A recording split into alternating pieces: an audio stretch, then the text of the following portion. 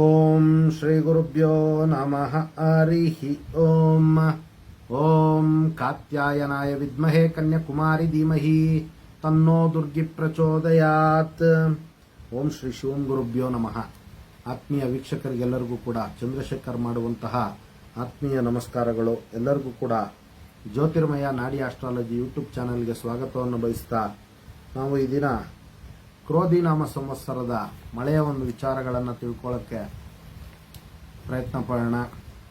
ನೋಡಿ, ರೋಹಿಣಿ ಮಳೆಯ ಒಂದು ವಿಚಾರವನ್ನು ಈಗ ತಿಳ್ಕೊಳ್ಳೋಣ. ಮೊದಲನೇದಾಗಿ 24/5/2024ರಿಂದ 7/6/2024 ಕೂಡ ರೋಹಿಣಿ ಮಳೆಯ ಒಂದು ವಿಚಾರ ಇರತಕ್ಕಂಥದ್ದು.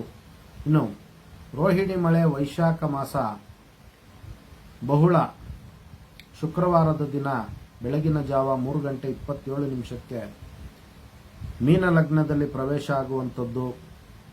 ಇನ್ನು ಈ ಒಂದು ಮಳೆಯ ದೇವತೆಯ ಒಂದು ವಾಹನ ಮಯೂರ ಆಗಿರ್ತಕ್ಕಂಥದ್ದು. ಇನ್ನು ಪುರುಷ ನಪುಂಸಕ ಯೋಗ, ಸೂರ್ಯಯೋಗ. ಇನ್ನು ಸಮುದ್ರ ದಳದಲ್ಲಿ ಪತನ ಆಗುವಂಥದ್ದು ಈ ಒಂದು ಮಳೆ.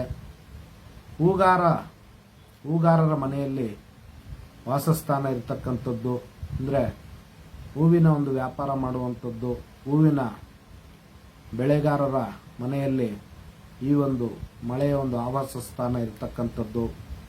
ಇನ್ನು ಈ ರೋಹಿಣಿ ಮಳೆ ಜಲಲಗ್ನದಲ್ಲಿ ಪ್ರವೇಶ ಆಗಿರೋದ್ರಿಂದ ಬಹಳಷ್ಟು ಉತ್ತಮ ರೀತಿಯಲ್ಲಿ ಮಳೆ ಆಗುವಂತಹ ಒಂದು ಸಾಧ್ಯತೆಗಳು ಅತಿ ಹೆಚ್ಚಾಗಿರ್ತಕ್ಕಂಥದ್ದು.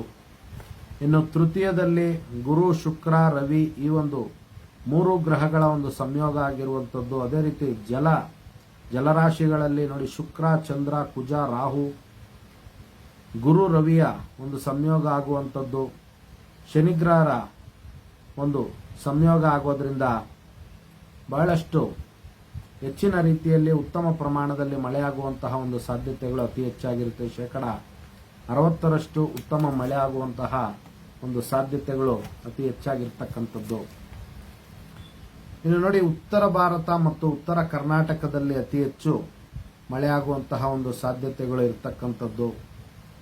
ಇನ್ನು ಬೆಳೆಗಳಿಗೆ ಉತ್ತಮವಾಗಿ ಅನುಕೂಲ ಆಗುವಂಥದ್ದು, ರೈತ ಬಾಂಧವರಿಗೆ ಬಹಳಷ್ಟು ಅನುಕೂಲ ಆಗುವಂತಹ ಒಂದು ಸಾಧ್ಯತೆಗಳು ಈ ಮಳೆಯಿಂದ ಆಗ್ತಕ್ಕಂಥದ್ದು. ಇದಿಷ್ಟು ಕೂಡ ರೋಹಿಣಿ ಮಳೆಯ ಒಂದು ವಿಚಾರ.